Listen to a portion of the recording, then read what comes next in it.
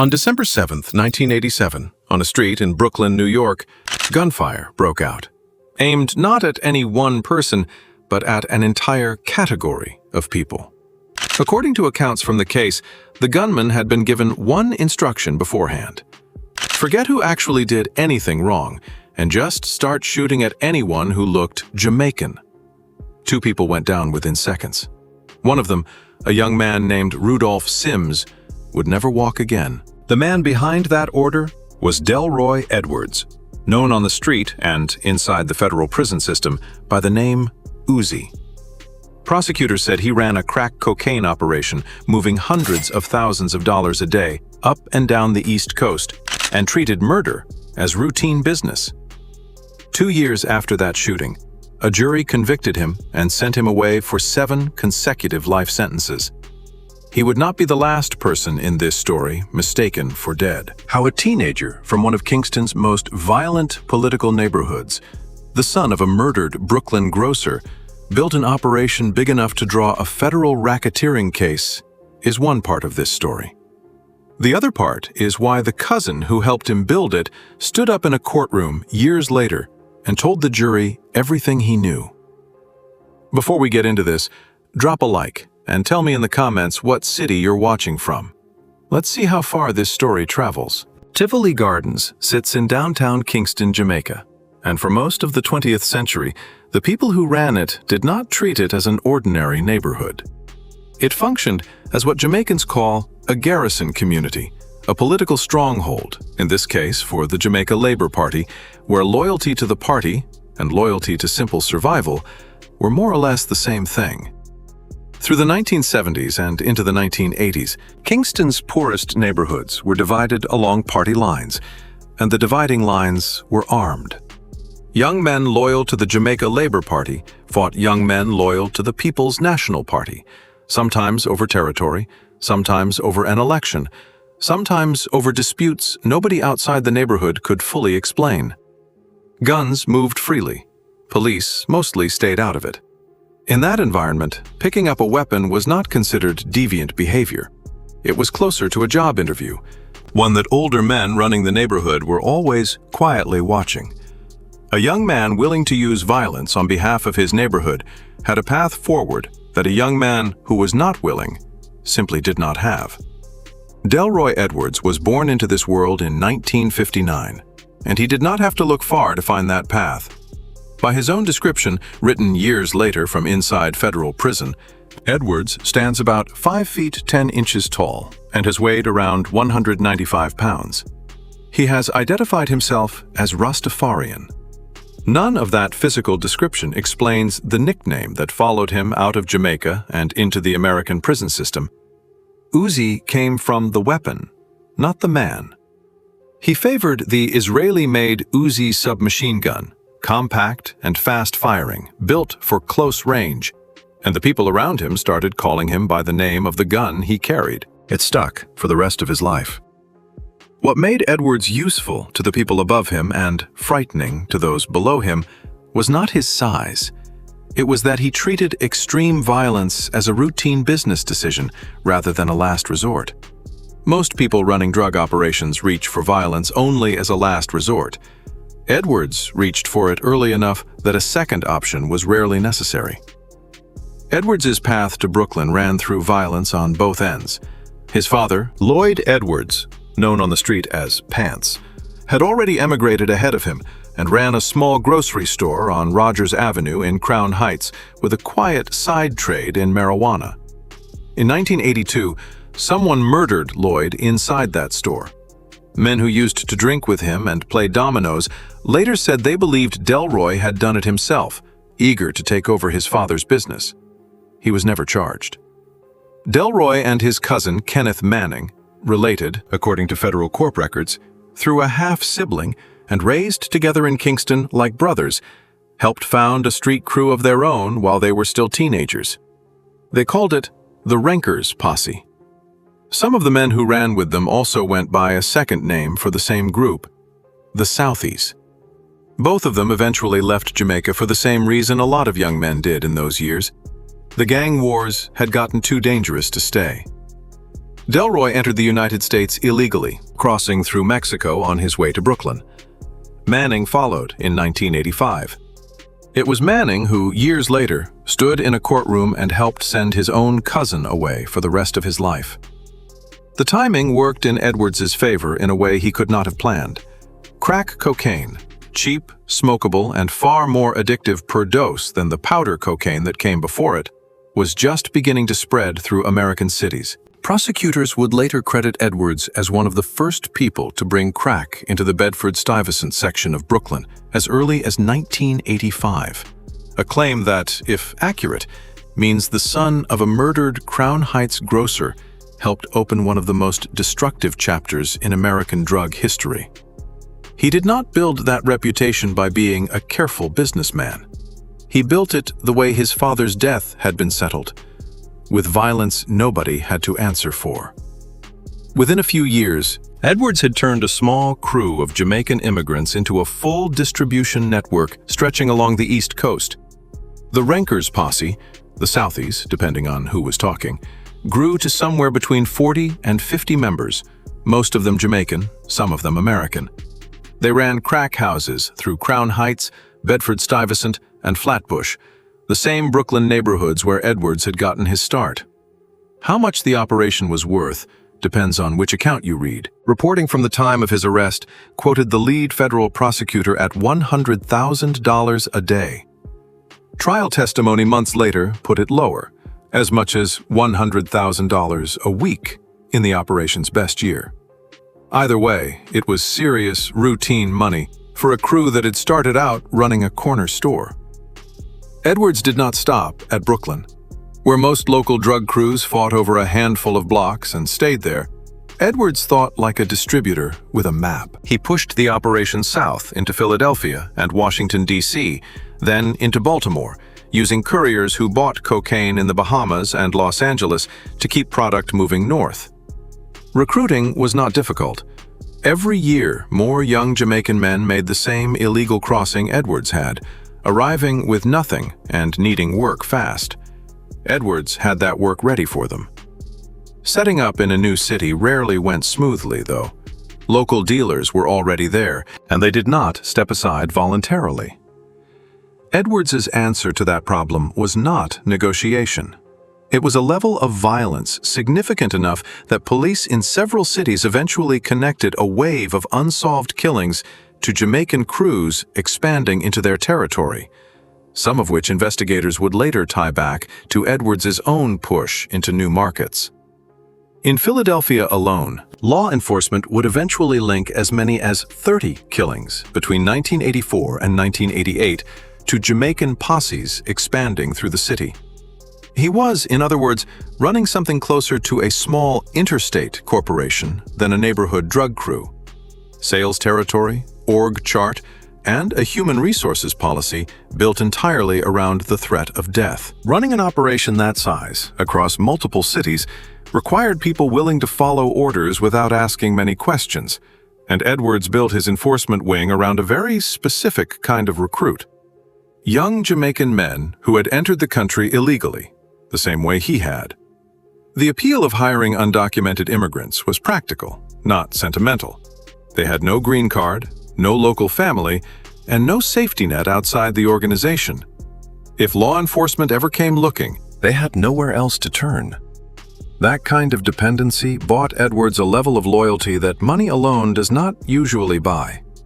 One of the men who rose furthest inside that structure was Stanley McCall. He started low, watching security cameras and answering phones at one of the organization's drug spots, the kind of job that looks unremarkable on paper. Whatever qualities Edwards was looking for, McCall had them. And he moved up quickly from watching the phones to carrying out the orders that came over them. Discipline inside the organization ran on the same logic as everything else. A worker suspected of skimming money got a visit. A worker who lost product in a robbery got blamed for it personally, fault or not. There was no formal warning system, no appeal. There was only the question of whether Edwards believed you had failed him, and what he decided to do once he had. McCall, by this point, was usually the one Edwards sent to have that conversation.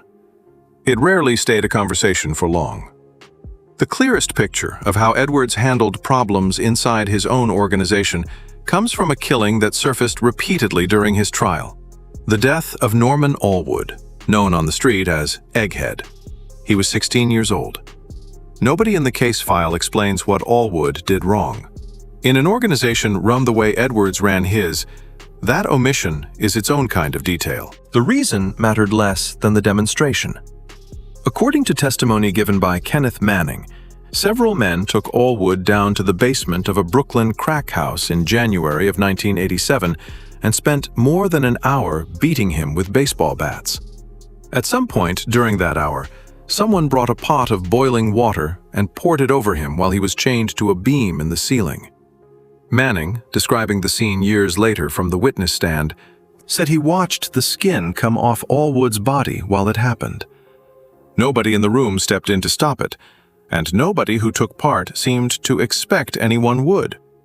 It was one of at least 10 killings prosecutors would eventually lay out to the jury, count by count, as part of an ongoing pattern. Reports on the case describe a second pattern of enforcement.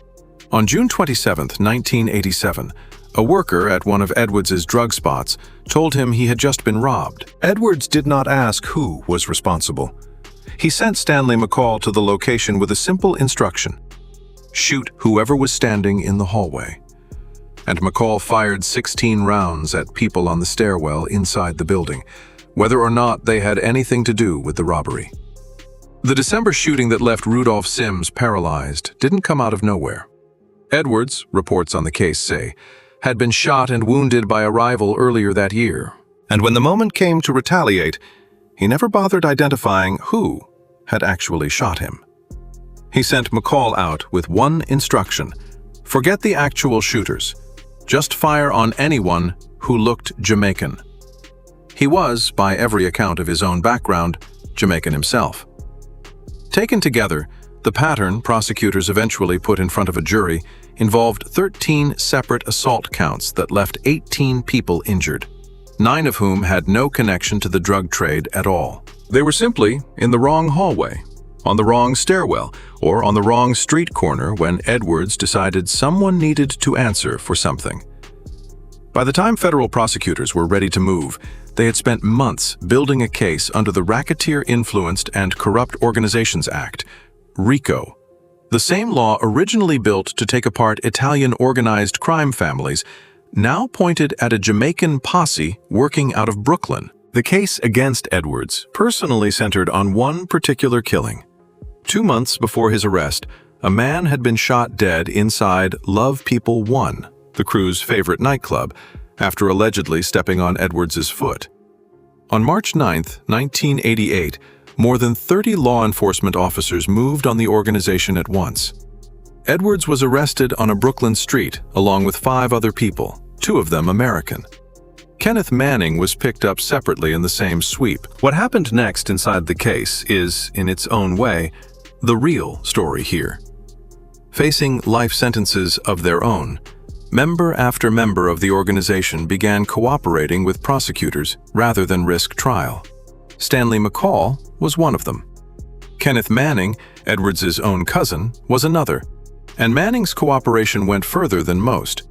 He pleaded guilty to second-degree murder in state court and to racketeering in federal court, and admitted, on the record, to killing 4 people himself, assaulting 10 others, and kidnapping a rival dealer. Manning agreed to serve 20 years on the state charges and faced a minimum of 10 years, up to life in prison on the federal side. Prosecutors later called his testimony the centerpiece of Edwards's conviction on 4 of the murder counts, and said they could not overstate its value. Manning went on to serve 28 years in prison, every one of them in protective custody, because the cousin he had grown up calling a brother was still, by every account, capable of reaching him. The trial itself ran 7 weeks in that Brooklyn courtroom in front of Judge Raymond J. Deary. Jurors sat through detailed testimony about murders and torture, Manning's account of the Allwood killing among it, delivered by men who had once carried out that violence themselves, now describing it for a lighter sentence. Prosecutors built the case on exactly that kind of witness. Physical evidence from years-old basement and stairwell violence was thinner than most murder cases get to rely on. The jury deliberated for 4 days. On July 25, 1989, they returned a guilty verdict on all 42 counts in the indictment: 10 murders, 13 assaults, 1 kidnapping, and the racketeering and continuing criminal enterprise charges tying the rest of it together. Then came the detail that made this case different from most. The same jury that had just convicted him turned and asked the court what would be done to protect them going forward. A federal jury does not typically need to ask that question after convicting one man of running one drug operation out of Brooklyn. This one did. Sentencing came several months later, in the first days of December 1989. Judge Deary handed down 7 consecutive life sentences. At the time of the verdict, prosecutors had told the court Edwards faced additional prison time, measured in the hundreds of years on top of those life terms. Accounts of the exact figure vary, but even more conservative reporting on the sentencing puts the additional time somewhere around 450 years. Practically speaking, the exact number stopped mattering the moment the first life sentence was handed down. Adding several hundred years on top of 7 consecutive life terms is less a punishment calculation than a formality, the legal equivalent of double-checking that a door is locked after you have already welded it shut. Edwards was assigned Bureau of Prisons Register Number 25109-053. There would be no parole hearing in his future, no mechanism built into that sentence for him to argue his way back into a lower security facility, let alone the outside world. The appeals that followed in the years afterward added little. The public paper trail on them is thin and, in places, contradictory, but the outcome never moved. Edwards did not walk out of that courtroom with any realistic path back to a normal life, and no motion filed since brought the number of life sentences below 7. At some point after sentencing, most commonly cited as 1995, the year ADX Florence opened, Edwards was transferred to the Fremont County, Colorado facility that holds the small number of federal prisoners the Bureau of Prisons considers too dangerous for anywhere else. By his own description, written from inside the prison years later, he lives in a cell about the size of 2 queen-sized mattresses pushed together, and he has called ADX, in his own words, a version of hell that the government keeps clean. That description lines up with what is publicly known about the facility. Inmates spend nearly all day alone, with contact outside the walls limited and monitored, a place built by design to make a person disappear from the world while still technically alive inside it. Even now, he shows no doubt who was right. In a blog post published under his own name in 2015, he called the men who testified against him rats, and wrote that they should have taken their own lives rather than live with the dishonor of informing. Which makes what happened next unusually strange. On November 12, 2005, a man was shot to death on the doorstep of a house in East Kingston, Jamaica, 9 days after being deported there from the United Kingdom.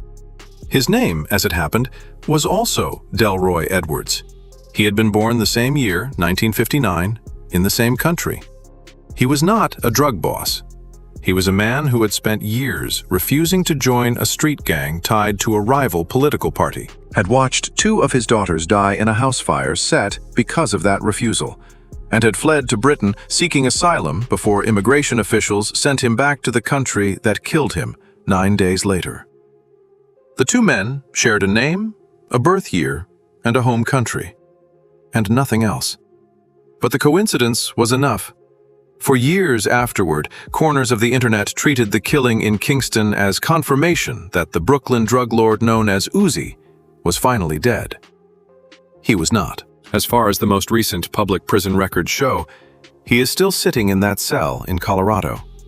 A fact that is, in its own way, harder to verify than his death would have been. Confirmed rumors travel. Confirmed silence mostly does not. There is something almost fitting about a man who spent his career trying to make people disappear, ending up mistaken for dead himself. Edwards built an operation on the idea that violence could erase people, witnesses, rivals, anyone standing in the wrong hallway at the wrong time. For years, a rumor did to his own reputation exactly what he had spent a decade doing to other people. Made him vanish without anyone checking too closely. The other Delroy Edwards never got that kind of attention.